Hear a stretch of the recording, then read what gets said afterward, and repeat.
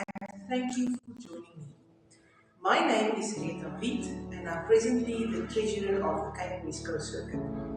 The title of my podcast today is Following the Money, How Church Funds Flow Through the Methodist Church. Today's podcast is about understanding how money flows through the church, from the moment a collection is taken in a society to how those funds are used at circuit, district and connectional level. This is not just about rules or procedures. It is about clarity, accountability and shared responsibility in the life of the church. I've got 7 points. The first point is the society level, where it all begins. Every collection, pledge or donation or any other cash received begins at the society level.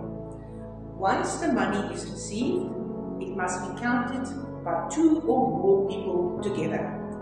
This is a key control. No one person should ever count cash alone. Family members are also not allowed to count together. The amount is then recorded in the register and the counters sign to confirm that the amount is correct. This protects the church, the treasurer and the volunteers involved. After counting all the money must be banked as soon as possible, preferably no later than the Monday following the collection. Prompt banking reduces risk and ensures accurate financial records. This is the foundation of good financial governance. Number 2, understanding the structure of the Methodist Church. The Methodist Church functions through interconnected levels. The top level is the Connectional Office or MCO. The second level, the districts. There are 15 districts under the MCO. We belong to the Cape of Good Hope district. The third level, the circuits. There are 20 circuits in the Cape of Good Hope district. We belong to the Cape West Coast Circuit. And then the last level, the societies. There are 19 societies in the Cape West Coast Circuit. There are also organizations and institutions falling under the districts and the circuits. Each level depends on the faithful financial participation of the level below it. Money does not disappear upward. It is allocated to specific responsibilities at each level. The role, number 3, the role of the circuit.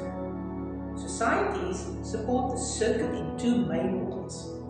By paying monthly circuit assessments and by committing a circuit assessment during the annual budget process in October.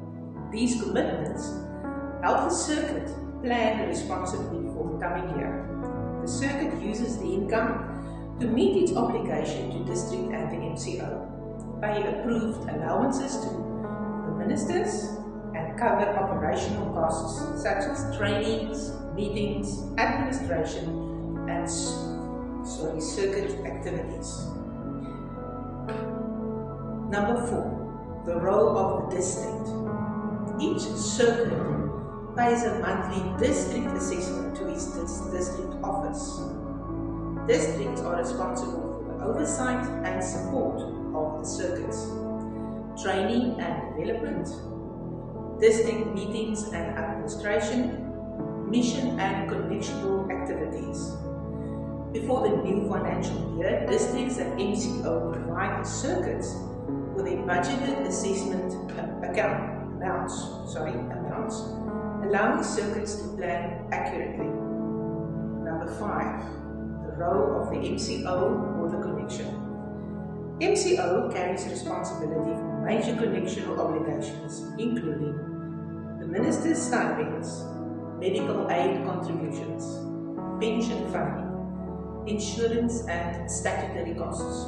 Each month, MCO issues an assessment invoice to each circuit. These assessments must be paid by the 15th of each month, together with a district assessment. If a circuit fails to pay the MCO assessment for 2 consecutive months, MCO is unable to pay the stipend for the ministers serving in that circuit. This clearly shows how vital it is for tiniest payments to be done. Number 6. Budgeting and financial discipline. Each year, circuits prepare a budget that includes fixed assessments amounts from the MCO and the district, and other approved operational expenses. Income from social society assessments must match these expenses. The goal is to have a zero-based budget, thus income equals expenditure. This budget is presented to and approved at the last circuit quarterly meeting of the year, and it becomes the financial framework for the next year. Number 7. Minister stipends and allowances.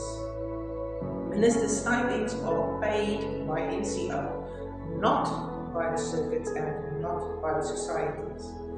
However, certain allowances like the travel allowance and the cell phone allowance may be paid by the circuits or the societies. All allowances must, however, be declared on official schedules after the last circuit quarterly meeting. The circuit treasurer must then submit these schedules to the district, who check it, and then forward it to the MCO. MCO uses this information to ensure the correct income tax calculations for ministers, protecting both the church and the individual minister. Finally, as we come to the end, it is important to remember that money in the church is never just about numbers. Every contribution placed in the collection plate represents trust. Trust that it will be handled honestly, wisely, and for the purpose of God's work. When we count carefully, bank properly, budget responsibly, and pay assessments faithfully, we are not just complying with policy, we are honoring God through good stewardship. Each level of this church depends on the faithfulness of the level before it. When that chain is strong, ministry is supported, ministers are cared for, and the mission of the church can continue without interruption. I want to thank you for being part of that chain and for playing your role in sustaining the work.